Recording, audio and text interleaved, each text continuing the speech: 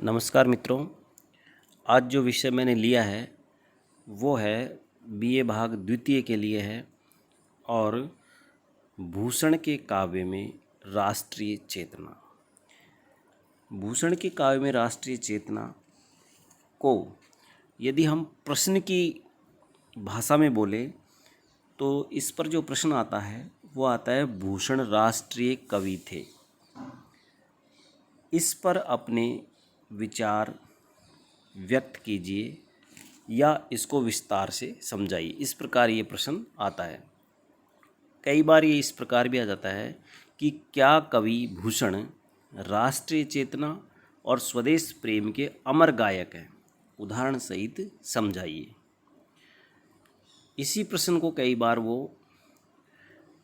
रीतिकालीन कवि, चूँकि रीतिकाल का जो काव्य था वो मुख्यतः श्रृंगार और विलास का काव्य था, उस काव्य के अंतर्गत एक भूषण ऐसे कवि थे जिन्होंने राष्ट्र प्रेम की बात की है, इसलिए इनको राष्ट्र कवि भी कहते हैं।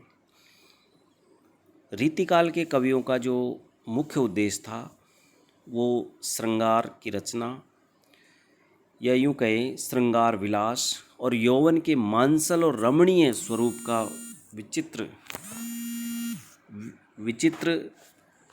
वर्णन करना। इस कारण इनके काव्य में तत्कालीन समाज में जो चल रहे थे घात प्रतिघात, उनका वर्णन एक तरह से मिलता है।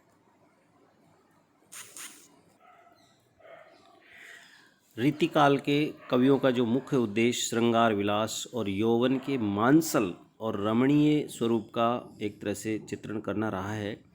इस कारण उनके काव्य में तत्कालीन समाज में जो चल रहे थे घात प्रतिघात, उसका वर्णन हमको देखने को मिलता है। और जो रीतिकाल के जो कवि थे उनमें रीतिबद्धता एवं स्वच्छंदता एक प्रकार से उनके काव्य में मिलती है।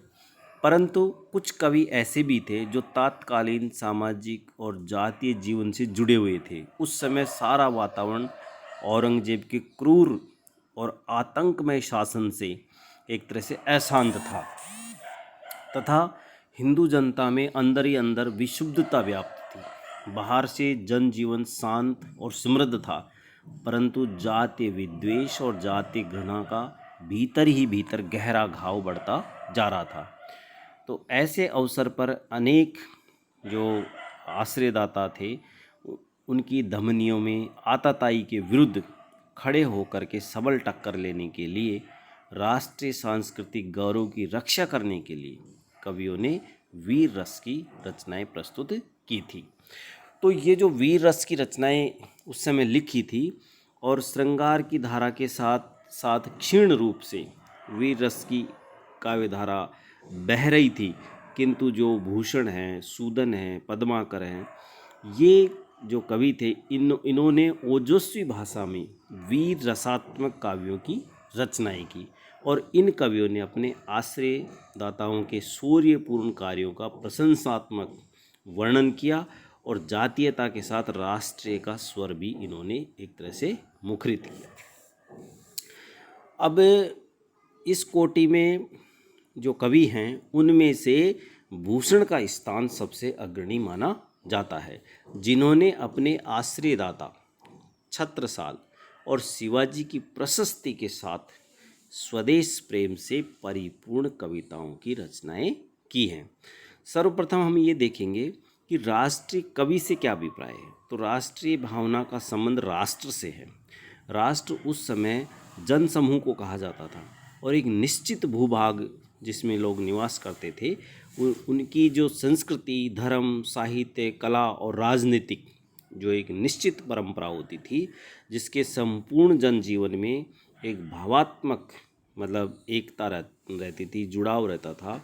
वो अपने राष्ट्र को सबसे ऊपर मान करके और कवि अपने देश के प्रति सच्चे हृदय से अनुराग व्यक्त करता है और जनसाधारण के मन में देशत्व और बंधुत्व के भाव को जगाता है।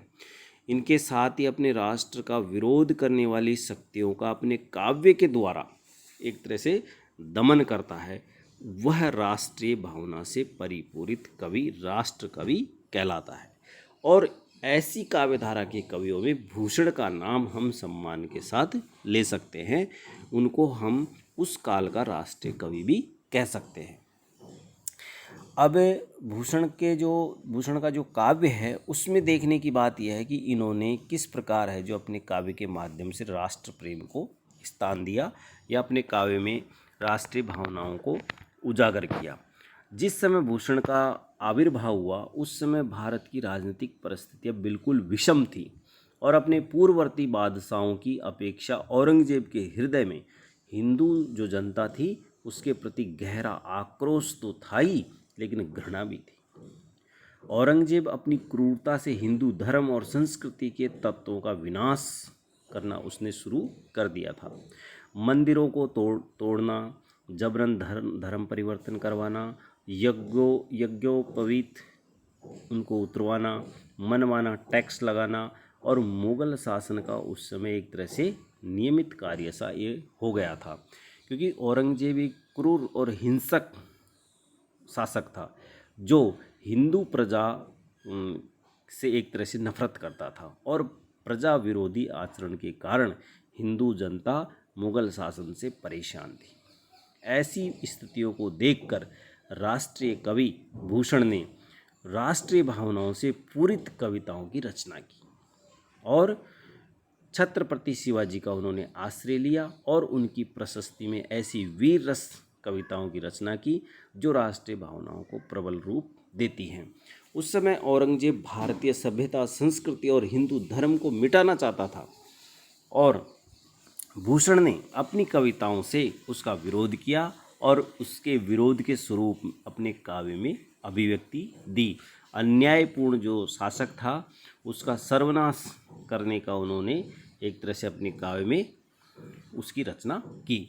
उसका एक उदाहरण है, टूट्यो कुल रावण अनीति अति करते, पैठिगो पाताल बलि वज्रधर ईर्ष्याते, टूट्यो हिरनाच अभिमान चित्त धरते, टूट्यो शिशुपाल वासुदेवजू सो बैर करी, टूट्यो है महिष दैत्य अधम विचरते।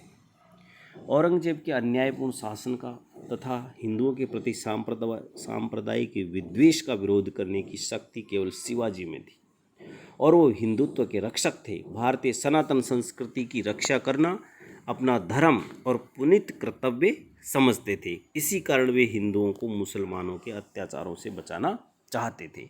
तो भूषण ने शिवा बावनी में इन परिस्थितियों का बहुत ही सशक्त चित्रण किया है।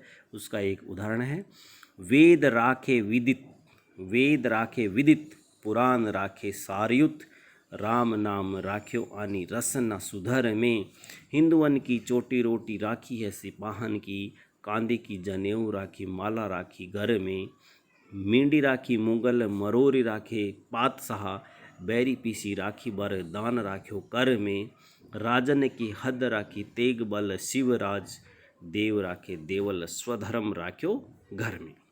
तो इस प्रकार भूषण का काव्य कोई अतिशयोक्तिपूर्ण नहीं है। उन्होंने इतिहास में औरंगजेब का जो मूर्ति भंजक स्वरूप था वो सबसे एक तरह से सर्वविदित था। वस्तुतः उस समय राष्ट्रीयता की सबसे बड़ी मांग थी। औरंगजेब एक सम्राट की तरह अपनी हिंदू और मुस्लिम प्रजा को एक तरह से समान दृष्टि से नहीं देखता था और नफरत करता था। तो ऐसी स्थिति में है जो भूषण ने मुसलमानों के प्रति जो सांप्रदायिक विद्वेष रखने वाला एक तरह से काव्य की रचना की। उन्होंने न्यायप्रिय अकबर, हुमायूं और मुग़ल शासकों की प्रशंसा भी की है। बब्बर हुमायूं ओ अकबर है बांधी गए, हिंदू ओ तुर्कन की कुरान वेद जब की, यही पातशाहीन में हिंदुअन की चाह थी सो, जहांगीर साझा साहब पूरे तब की। तो ऐसे भूषण ने है जो राष्ट्रीय भावनाओं से युक्त अपने काव्यों की रचनाएं की है। भूषण मुगलों के प्रति एकदम अनुदार नहीं थे। वे एक न्यायी और प्रजा की रक्षा करने वाले प्रिय शासक की खोज में थे और उस समय उन्हें शिवाजी जो एक ऐसे एकमात्र महापुरुष थे जो जिसके अंदर है जो भूषण को राष्ट्रीय प्रेम और भारतीय संस्कृति की रक्षा करने की जो क्षमता थी वो दिखाई दी। इसलिए उन्होंने हिंदू राजा जो जो पारस्परिक विद्वेष और फूट से ग्रस्त थे उनको नज़रअंदाज करके और शिवाजी की एक तरह से प्रशस्ति अपने काव्य में की है।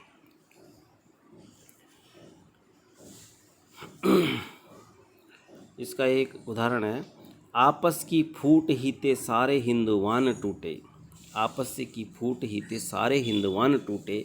ये बात भूषण ने अपने काव्य में की है। भूषण हिंदी साहित्य के एक ऐसे प्रथम कवि हैं जिन्होंने राष्ट्रीय चेतना से अनुप्राणित काव्य का एक तरह से सृजन किया।